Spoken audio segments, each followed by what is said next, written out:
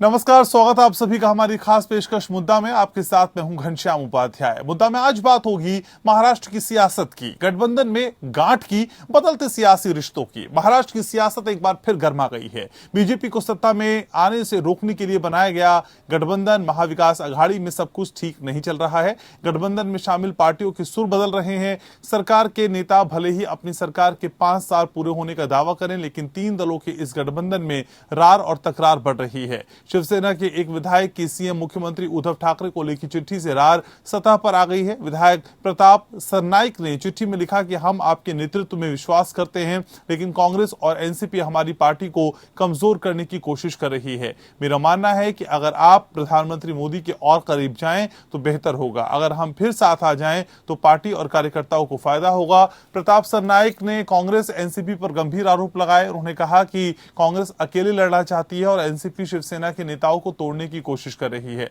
सरनाइक ने यह चिट्ठी हाल ही में दिए गए प्रदेश कांग्रेस अध्यक्ष नाना पटोले के उस बयान के बाद दिया जिसमें पटोले ने अकेले चुनाव लड़ने की बात कही। नाना पटोले का कहना है कि गठबंधन 5 साल के लिए हुआ था। हमने बीजेपी को सत्ता में आने से रोकने के लिए महाविकास अघाड़ी बनाई थी। ये कोई स्थायी व्यवस्था नहीं है। हर पार्टी को खुद को मजबूत करने का अधिकार है। पार्टी की 55वीं वर्षगांठ पर मुख्यमंत्री उद्धव ठाकरे ने भी स्पष्ट कर दिया कि जिसे अकेले लड़ना है वो लड़े। शिवसेना ने राजनीतिक लड़ाई अपनी ताकत पर लड़ी है, चाहे गठबंधन हो या ना हो, लेकिन लड़ाई अपनी ताकत पर ही लड़ी जाती है। उद्धव ने कहा कि जो लोग आम जनता की समस्याओं का समाधान करने के बजाय अकेले लड़ने की बात करते हैं, जनता उन्हें पीटेगी। हालांकि कांग्रेस ने उद्धव के इस बयान को नजरअंदाज कर दिया। उधर पूर्व सीएम देवेंद्र फडणवीस ने चुनाव से पहले गठबंधन को लेकर तमाम अटकलों को विराम दे दिया। उन्होंने कहा कि महाराष्ट्र में बीजेपी अकेले ही चुनाव मैदान में उतरेगी। महाराष्ट्र में जहां गठबंधन में दरार दिख रही है, वहीं बीजेपी इसे और तूल दे रही है। बीजेपी नेता राम कदम का कहना है कि गठबंधन की पार्टियों को जनता से कोई मतलब नहीं है, उन्हें बस अपने हित साधने हैं। वहीं शिवसेना नेता संजय राउत ने बीजेपी पर आरोप लगाया कि वो गठबंधन में दरार डालने की कोशिश कर रही है, लेकिन सरकार 5 साल पूरे करेगी। जाहिर है महाविकास अघाड़ी में सब कुछ ठीक नहीं चल रहा है। सवाल यह है कि क्या महाविकास अघाड़ी में दूरियां बढ़ सकती हैं? क्या बढ़ती तल्खी के बीच सरकार 5 साल का कार्यकाल पूरा करेगी? क्या अगले चुनाव में गठबंधन दलों के रास्ते अलग अलग होंगे? क्या कोई नया गठबंधन अंगड़ाई लेगा? क्या होगी महाराष्ट्र की सियासत की भावी दशा और दिशा?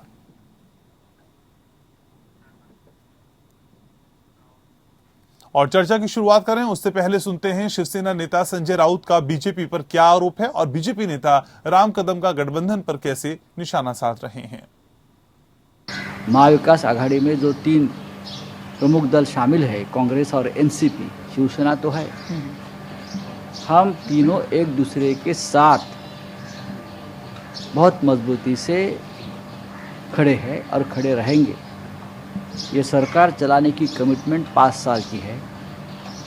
चाहे कि बाहर के लोग जो है, जो सरकार बनाना चाहते हैं, जिनकी सत्ता चली जाने से बहुत ही उनको पेट में दर्द है, वो लोग चाहे कितने भी कोशिश करें, लेकिन ये सरकार 5 साल चलेगी। कांग्रेस, एनसीपी और शिवसेना में दरार डालने की कितनी भी कोशिश हो, कामयाब नहीं होगी। जब से ये तीनों दल सत्ता में आए हैं, केवल और केवल सत्ता, यही इनका मकसद है। 1.5 वर्षों से आपस में इनका संघर्ष और मनमुटाव चल रहा है। लोगों के आप काम कब करोगे?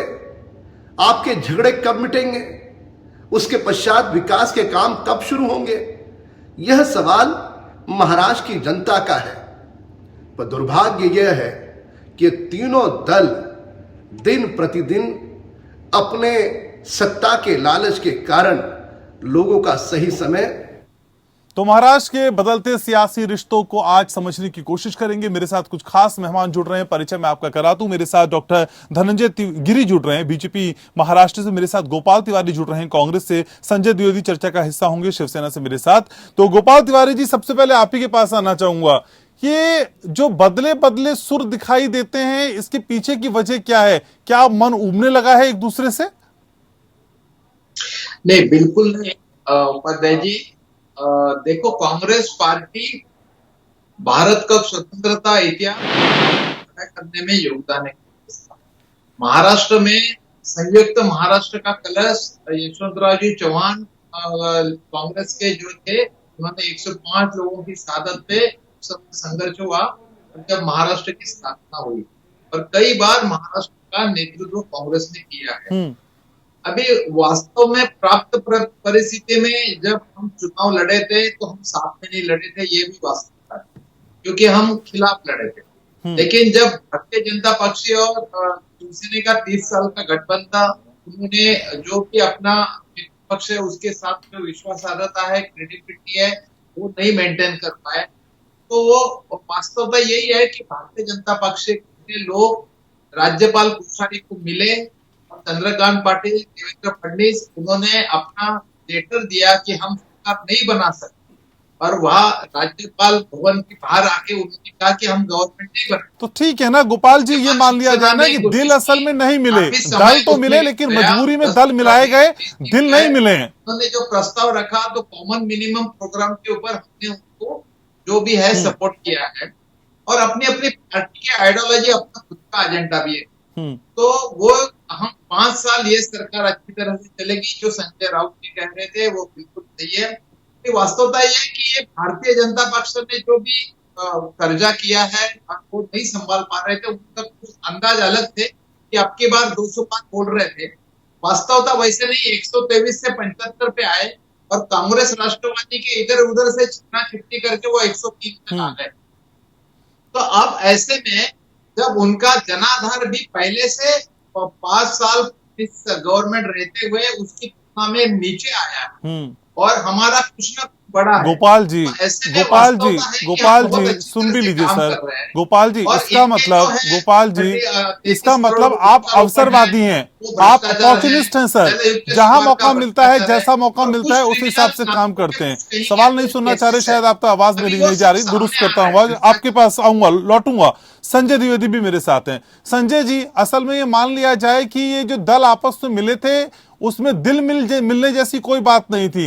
ये तो सिर्फ बीजेपी को सरकार से हटाना था या बीजेपी को सरकार बनाने नहीं देना था, इस वजह से ये सब कुछ किया गया। दिलों में बहुत दूरियां एक दूसरे को लेके, इसका मतलब।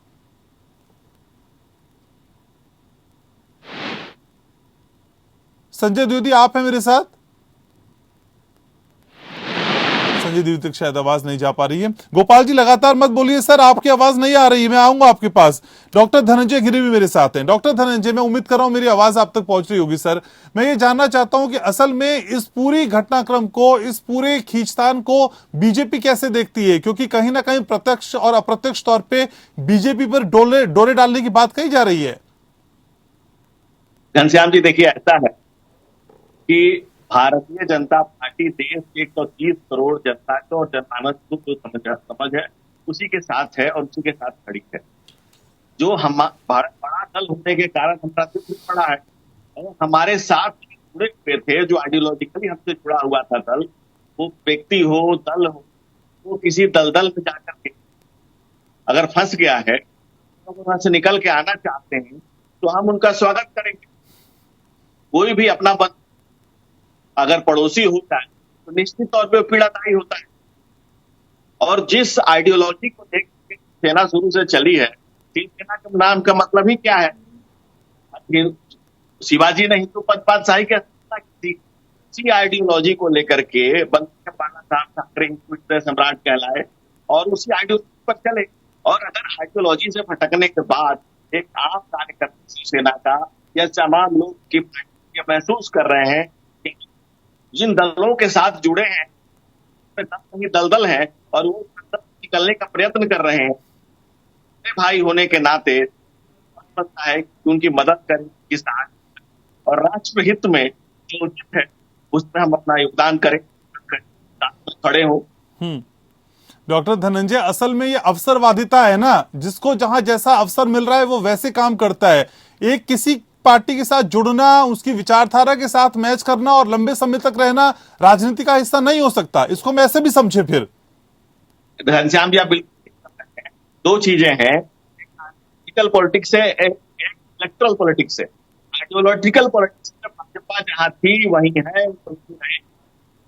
भाजपा आइडियोलॉजी थी, न होगी, न हुई, भविष्य में होने वाली है। हमारा कोई बंधु, हमारा कोई छोटा भाई किसी कारणवश अगर किसी दल के दलदल फंसा हुआ है, निकलना चाह रहा है, किसी परिस्थिति में हुआ मैं, अगर वो तो बातचीत चल रही है इसका मतलब, डॉक्टर धनंजय, इसका मतलब बातचीत चल रही है, चाहते हैं बातचीत चल रही है ना फिर डॉक्टर धनंजय, इसका मतलब बातचीत की बात नहीं कर, सब पब्लिक डोमेन में है, तो कुछ छुपने छुपाने की बात नहीं, ये तो बहुत क्लियर है ना। आइडियोलॉजी को शिवसेना ने, जिस आइडियोलॉजी का चला खड़ी हुई है, मूल आधार है, उस पे तो हमेशा रहना ही पड़ेगा। और अब तो देश के रास्ते पर चल रहा है ना, कांग्रेस का चाल पूरे देश देख रहा है, और कांग्रेस के पास तो हर कॉन्फ्लिक्ट है, इसमें झंझट मचा हुआ है।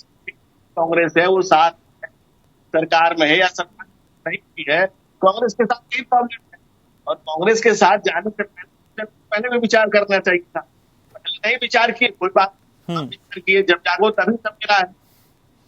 ठीक है, तो आप भी बाहें फैला के स्वागत करने के लिए तैयार हैं, आपकी बातों से कम मैं इतना समझ पा रहा हूं। आज हम बात कर रहे हैं महाराष्ट्र की, वहां की सियासत की और बदलते हुए रिश्तों की, उस कहानी की जिसको अपने अपने ढंग से बयां करने की महाआघाड़ी के दल कोशिश कर रहे हैं। मेरे साथ संजय द्विवेदी जुड़ रहे हैं शिवसेना से। संजय जी, मैं असल में ये आपसे समझना चाह रहा था, तो ये मान लिया जाए कि असल में ये सब कुछ जो मिलना मिलाना हुआ वो सिर्फ बीजेपी को रोकने के लिए हुआ, आपकी आपसी विचारधारा मैच नहीं करती थी, आपस में कोई तालमेल नहीं था, मजबूरी का गठबंधन था ये?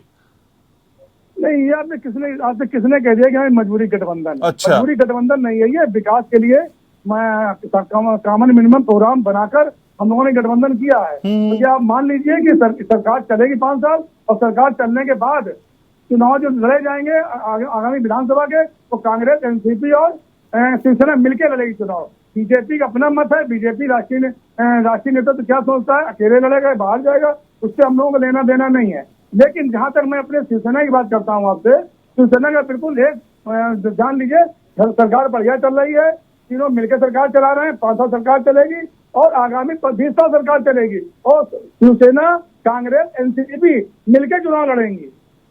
शिवसेना के ही विधायक हैं प्रताप सरनाईक, जो कह रहे हैं कांग्रेस और एनसीपी पार्टी को कमजोर करने का काम कर रही है।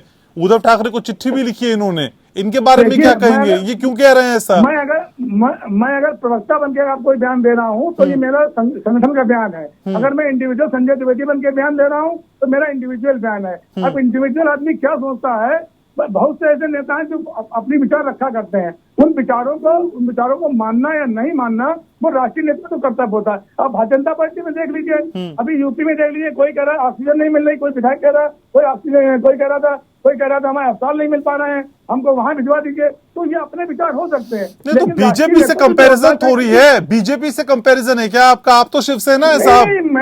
मैंने क्या कहा आपसे, किसी भी नेता के विचार, विधायक के या सांसद विचार अपने हो सकते हैं, लेकिन पार्टी का विचार प्रवक्ता रखता है या राष्ट्रीय नेतृत्व रखता है। मैं बिल्कुल क्लियर बात कर रहा हूँ। मतलब विधायक आपकी पार्टी में, आपकी सरकार में प्रासंगिक नहीं है, इसका मतलब उनकी कोई वक़्त नहीं है। वक़्त कैसे नहीं है बताइए फिर। आप तो उनके बयान को एकदम दरकिनार कर रहे हैं, आप कह रहे हैं उनके व्यक्तिगत बयान होंगे, इससे कोई मतलब नहीं है। सर, आपकी पार्टी का विधायक है ना, आपकी पार्टी का विधायक है, वो कुछ कह रहा है, आप उसकी बात को इग्नोर कैसे कर सकते हैं? कुछ विचार का निर्णय राष्ट्रीय नेतृत्व तो लेगा ना, तो हम आप थोड़े ले सकते हैं, वरना हम लेंगे ना, वहाँ एंकर बैठ के ले सकते हैं। तो उसके तो आपके विधायक के बयान के कोई मतलब तो है ना, वो समझ रहा है, वो ग्राउंड जीरो पे है, प्रवक्ता के तौर पे शायद आप नहीं समझ पा रहे हैं। ग्राउंड जीरो से ही पूरा संगठन लड़ा जाता है चुनाव, ग्राउंड जीरो के बाद जाके संगठन नहीं लड़ा जाता। तो आपके विधायक को ये लग रहा होगा ना, आपके विधायक को ये लग रहा होगा कि कांग्रेस कमजोर कर रही है। उनकी बातचीत सुनी जाएगी, राष्ट्रीय निर्णय लेगा क्या करना क्या नहीं करना। भाई कांग्रेस में बहुत से नेता हैं जो अपने अलग अलग विचार दिया करते हैं, तो इसके मतलब थोड़ी ना वो कांग्रेस के विचार हो गया। तो इसका मतलब इस तरह के विधायकों के बात पे विचार तो किया जाएगा ना। वो कह रहे हैं बीजेपी के साथ चले जाइए, प्रधानमंत्री के नजदीक चले जाइए। वो बीजेपी साहब उन्होंने कह दिया ना। हाँ। राष्ट्रीय नेतृत्व का विचार है कि वो जाएगी नहीं जाएगी, इसमें आप जबरदस्ती थोड़ा कर लेंगे हम उनसे थोड़ा राष्ट्रीय नेतृत्व थोड़ा कहेंगे जबरदस्ती आप बीजेपी से चले जाइए। लेकिन जिनके बूते आप संजय जी, जिनके बूते आप चुनाव लड़ने की बात कर रहे हैं, अगर उनके मन में ही इस गठबंधन को लेकर सवाल हैं, तो फिर कैसे चुनाव फाइट कर पाएंगे सर? नहीं, ये अभी 5 साल इंतजार कर लीजिए, चुनाव आने तक का इंतजार कर लीजिए, सब साफ हो जाएगा। जो भी विचार हैं सब साफ हो जाएंगे। और मैं आज फिर आपसे बता दूं, मुझे उस दिन फिर बुला लीजिएगा डिबेट में कि शिवसेना कांग्रेस एनसीपी मिलकर चुनाव लड़ेगी, जैसे अभी तक नगर निगम और वहाँ के चुनाव लड़े जा रहे हैं। तो हमें विधानसभा जो चुनाव, जितने चुनाव हो रहे हैं आपके लोकसभा चाहे विधानसभा जो चुनाव हुए छूटे हुए मेंबरों के, जैसे वो लड़े गए वैसे ही शिवसेना कांग्रेस एनसीपी मिलकर चुनाव लड़ेगी। ये बात लिख लीजिए मेरी बात। ठीक है, तो गोपाल तिवारी जी ठीक है, तो गोपाल तिवारी जी, नाना पटोले को कहने की जरूरत क्यों पड़ गई कि अकेले चुनाव लड़ना चाहिए, पार्टी को अलग से मजबूत करने की कोशिश करनी चाहिए, फिर इस तरह की बयानबाजी क्यों हो रही है? देखो घनश्याम जी, आप वास्तवता समझिए। जो राजकीय पार्टी अवसर देती है वो हिसाब से उनको मैंडेट देती है और जनता देखते रहते हैं कि कौन सी पार्टी पॉलिटिकल जिम्मेदारी का हिसाब से निभाती है। अब जब हमारे कांग्रेस कार्यकर्ताओं के सामने सुन रहे हैं, मेरी बात समझिए, आप नाना कांग्रेस कार्यकर्ताओं के कांग्रेस के घर में बोल रहे थे, तो हमें अपने उनको सजग रखना चाहिए। तो आपके घर की बात बाहर कैसे आ जाती है गोपाल तिवारी जी? घर की बात बाहर कैसे आ जाती है? देखो मैं क्या बोल रहा हूँ, हम क्या बोल रहे हैं, ऐसे है कि ये आपके लिए निर्णय हाईकमान करेगी। हमारे प्रभारी पाटिल उनका ये बोला कि आगे आने वाले चुनाव में जो 5 साल का जो एक तजुर्बा है उसका एनालिसिस होगा और हम भारतीय जनता पार्टी को सत्ता से दूर रखने के लिए जो भी कदम उठाना चाहिए जो देश और राज्य के हित में हो उठाएंगे। उसका मतलब ये नहीं कि हमारे कार्यकर्ताओं का हम सजग नहीं करके हम उनको कोशिश करिए अपना ठीक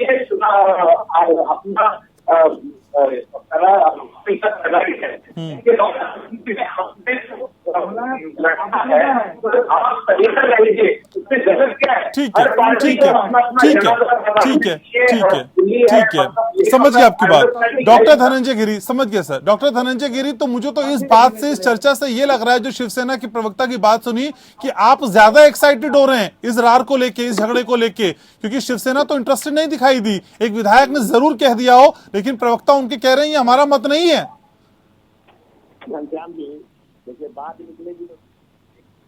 बात जहां से निकली है धुआं ही धुआं है, अगर चारों तरफ धुआं ही है।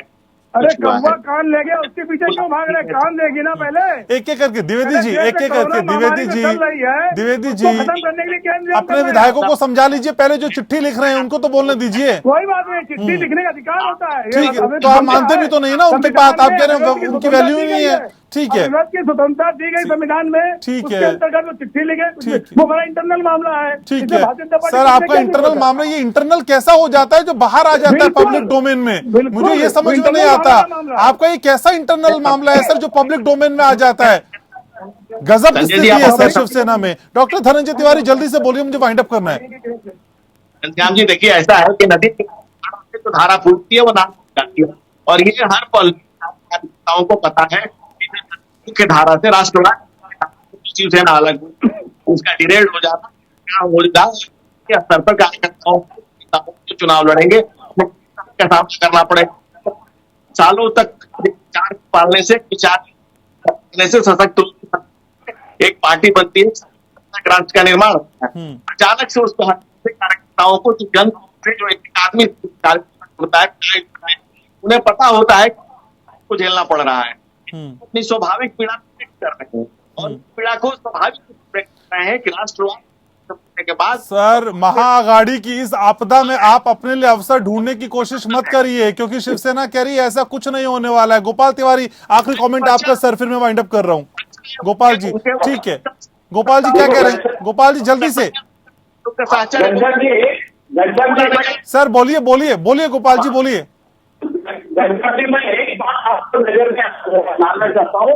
मैं महाविकास आघाड़ी बनने के बाद हर कोशिश कर रही है बीजेपी ये गवर्नमेंट डिजॉल्व करने की या इनको मतलब ये जनता तक सर, बीजेपी को ब्लेम करने से पहले आप अपने लोगों को रोकिए सर। नाना पटोले को ये बात समझा देते, प्रताप सरनाईक को वो अपनी बात समझा देते, तब तो बात समझ में आती। बीजेपी की कोशिशों को तूल कौन दे रहा है? वो आप ही के लोग दे रहे हैं ना। आपके लोग असंतुष्ट हैं। इतना ही समय है मेरे पास मुद्दा में, आज इतना ही समय है। बहुत शुक्रिया आप तीनों का, आपने समय निकाला, चर्चा में जुड़े, अपनी राय रखी। तो मुद्दा में आज के लिए बस इतना ही। लेकिन महाराष्ट्र में सियासत तूफान पे है। ये सियासत किस करवट बैठेगी, इसका इंतजार करना होगा। बहुत शुक्रिया आप सभी का। नमस्कार।